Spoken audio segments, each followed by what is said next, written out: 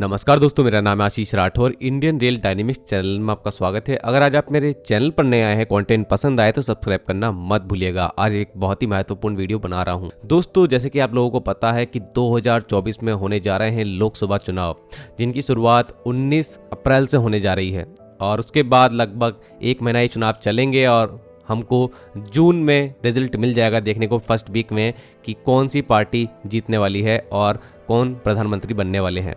तो दोस्तों, पिछली बार जब 2019 में चुनाव हुए थे तो जून में जब नरेंद्र मोदी जी की सरकार आई तो उस वक्त 100 डे एक्शन प्लान भारतीय रेलवे ने बनाया था इस नई सरकार के लिए, और नई सरकार ने बहुत ही ज़्यादा फोकस किया था उस प्लान पर, जहाँ तक मुझे पता है, क्योंकि उसके बाद वो सभी काम धीरे धीरे होते चले गए जो उस 100 डे एक्शन प्लान में लिखे गए थे। तो ऐसा ही इस बार जल्दी हो गया है। जी हाँ दोस्तों, 100 डे एक्शन प्लान इस बार भारतीय रेलवे ने बहुत पहले ही तैयार कर लिया है और नई भारत सरकार जो भी आएगी वो इस पर पूरी तरीके से फोकस करेगी, ऐसा मुझे लगता है, क्योंकि भारतीय रेलवे ने इसको कहीं ना कहीं निर्देश जो ऊपर से आए होंगे उसके अकॉर्डिंग ही तैयार किया है। लेकिन यहाँ पर एक चीज़ देखने वाली है, इसमें बहुत से काम ऐसे भी होने वाले हैं जो कि अभी मौजूदा केंद्र सरकार ने ही करे हैं। अब ये ही अगर चुन के दोबारा आते हैं तो बहुत ज़्यादा बेनिफिशियल होगा ये 100 डे एक्शन प्लान। लेकिन अगर ये नहीं आते हैं तो फिर कुछ चेंजेस इसमें शायद आगे चल करके देखने मिल सकते हैं, क्योंकि नई सरकारें हमेशा पुरानी सरकारों की जो नीतियां रही हैं उनके अगेंस्ट में काम करती देखी गई हैं पास्ट में, और अपनी जो नई नीतियां हैं उनको लाती हैं। तो ऐसे में हम लोगों को अभी क्या करना है, हम लोगों को सिर्फ ये देखना है कि भारतीय रेलवे ने आखिर 100 एक्शन प्लान में क्या क्या इंक्लूड किया है और मौजूदा सरकार ने क्या क्या इसमें नए नए चेंजेस करवाए हैं भारतीय रेलवे से। तो सबसे पहली बात जो है भारतीय रेलवे के 100 एक्शन प्लान में निकल के आई है, फोकस एरिया सबसे पहला रहने वाला है इनिशिएट करना है पीएम रेल यात्री बीमा योजना।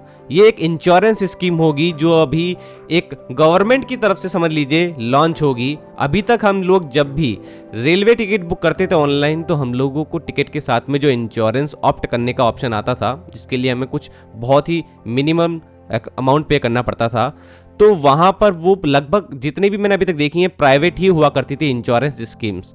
तो ऐसे में वहाँ पर अब एक गवर्नमेंट आधारित पीएम यात्री बीमा योजना अगर आ जाएगी तो हो सकता है इससे कुछ बेनिफिट्स हों, क्योंकि गवर्नमेंट की तरफ से काफ़ी तेजी से हम लोगों को मिल सकता है वो अमाउंट जो कि कोई भी दुर्घटना होने पर मिलना चाहिए किसी भी व्यक्ति को। दूसरा सबसे बड़ा जो फोकस एरिया रहने वाला है वो 3 इकोनॉमिक कॉरिडोर्स जो अभी अनाउंस हुए हैं, जिसके अंदर रेल सागर कॉरिडोर, एनर्जी कॉरिडोर और हैवी डेंसिटी कॉरिडोर्स होने वाले हैं। तो इनको जिस तरीके से इम्प्लीमेंट किया जाएगा वो तरीका मैंने आप लोगों को बताया है, एक आइडिया आपको दिया है। अगर आप लोग नहीं जानते हैं ये कॉरिडोर आखिर क्या होने वाले हैं और इनका डीएफसी से कुछ रिलेशन होगा कि नहीं होगा, तो आप मेरी ये वीडियो जरूर से देखिए, मैं आपको रिकमेंड करता हूँ, और इसका मैं लिंक भी आपको डिस्क्रिप्शन में और कमेंट सेक्शन में दे दूंगा। इससे आपको क्लियर हो जाएगा आखिरकार इन कॉरिडोर्स का मतलब क्या है और इससे क्या भारत को फायदा होगा। आगे आने वाले 9 सालों में इन कॉरिडोर को तैयार करने की बात करी जा रही है। लगभग 40,900 किलोमीटर की नई रेलवे लाइंस इन सभी कॉरिडोर के अंतर्गत डाली जाएंगी, जिसके अंदर क्वाड्रपलिंग, ट्रिपलिंग जैसे काम भी होंगे ट्रैक्स के साथ में, नए ट्रैक्स भी डाले जाएंगे, चाहे वो फ्रेट ओनली कॉरिडोर हो या कमोडिटी कॉरिडोर हो, तो बहुत सारी चीज़ें इसमें होंगी। लगभग 11 से 12 लाख करोड़ रुपए इसमें खर्च होंगी, जो कि एक बहुत ही ह्यूज अमाउंट होता है। भारतीय रेलवे में अभी तक ऐसा कोई बड़ा प्रोजेक्ट नहीं आया है। डीएफसी अभी तक था, लेकिन उससे भी बड़े प्रोजेक्ट ही लग रहे हैं देखने में। तीसरा फोकस एरिया रहने वाला है एक बहुत ही अच्छा पैसेंजर फ्रेंडली रिफंड स्कीम बनाना। अभी तक आप लोग जानते होंगे टिकट बुक करने में जो ये सबसे बड़ी परेशानी आती है, हम लोग जब टिकट कैंसिलेशन कराते हैं तो पैसा लगभग 3 से 4 दिन तो एवरेज ले ही लेता है, और वर्किंग डे अगर नहीं है तो और भी ज़्यादा टाइम लग जाता है।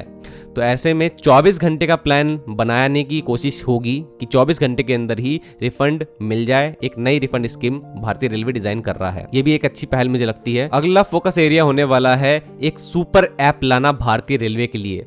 दोस्तों, आज समय की मांग है, हर किसी के पास स्मार्टफोन है और पूरी तरीके से ऑनलाइन ही अब व्यक्ति काम करना चाहता है। तो बड़े बड़े ग्रुप्स जो प्राइवेट ग्रुप्स है भारत में, उन्होंने अपने सुपर ऐप्स लाना शुरू कर दिए हैं। तो भारतीय रेलवे कैसे पीछे रह सकता था। भारतीय रेलवे में हम ट्रेन से जुड़े बहुत सारे ऐप यूज़ करते आए हैं, चाहे लाइव स्टेटस देखना हो ट्रेन का, ट्रेन में ऑनलाइन फूड मंगवाना हो, या फिर ट्रेन की टिकट बुकिंग करनी हो उसके भी कई सारे ऐप हैं, और भारतीय रेलवे के खुद के भी ऐप हैं, रेल कनेक्ट ऐप है।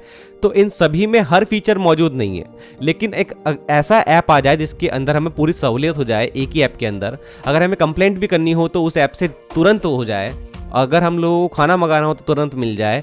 तो बहुत सारी चीज़ें इस ऐप के अंदर होंगी। तो ये सुपर ऐप लगभग तैयार हो चुका है।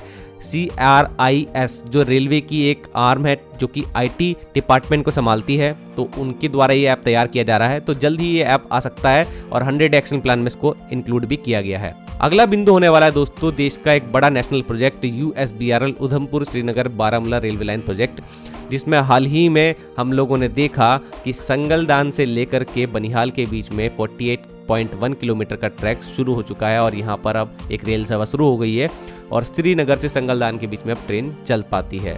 लेकिन कश्मीर का कन्याकुमारी से कनेक्टिविटी तभी हो पाएगी जिस दिन कटरा के आगे 63 किलोमीटर का जो संगलदान तक ट्रैक है, जहाँ पर टनल नंबर 1 बहुत ही ज़्यादा क्रूशियल होने वाली है। वहाँ पर बहुत तेज़ी से काम चल रहा है, लेकिन काफ़ी जियोलॉजिकल प्रॉब्लम वहाँ पे आ रही हैं। उन सभी को दूर करते हुए यहाँ पर 100 एक्शन प्लान के तहत इस काम को जल्द पूरा करना है और कटरा की सीधा संगलदान से कनेक्टिविटी करनी है।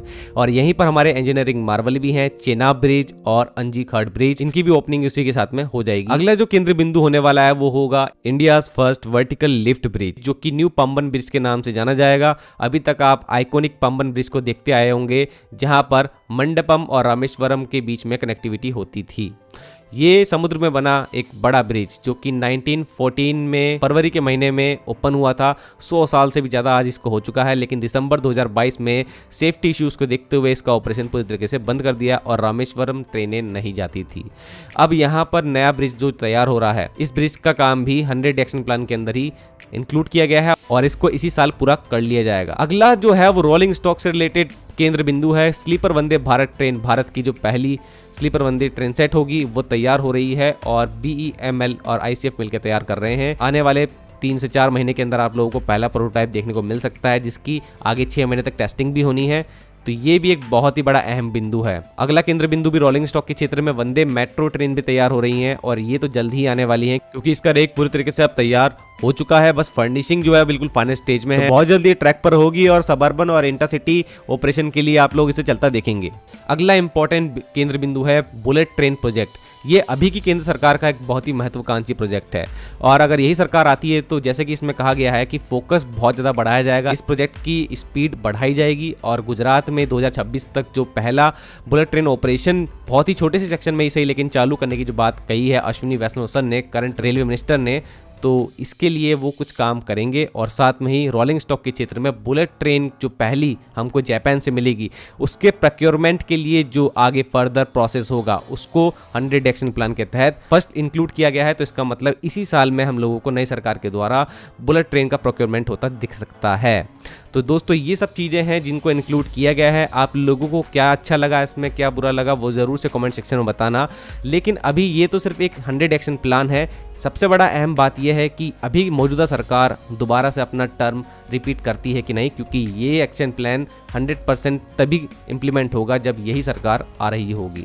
तो आप लोग इस पर भी अपना कमेंट सेक्शन में बताना क्या आपकी राय है, क्या सरकार दोबारा आ रही है कि नहीं आ रही है, आपको काम कैसे लगे पिछले 5 साल में, और आप क्या चाहते हैं, क्या मैं इस सरकार का अभी तक का जो 5 साल का जो काम इन्होंने करा है उस पर वीडियो बनाऊं। हालांकि मैं प्लान कर रहा हूं क्योंकि मैंने आज से 5 साल पहले भी ये वीडियो बनाई थी। आप लोग अगर बहुत ही पुराने हैं तो आप जानते होंगे। तो ऐसी ही वीडियो लाने की मैं कोशिश करूंगा, आप भी अपनी राय दीजिएगा। आज के लिए इतना ही। वंदे मातरम, भारत माता की जय।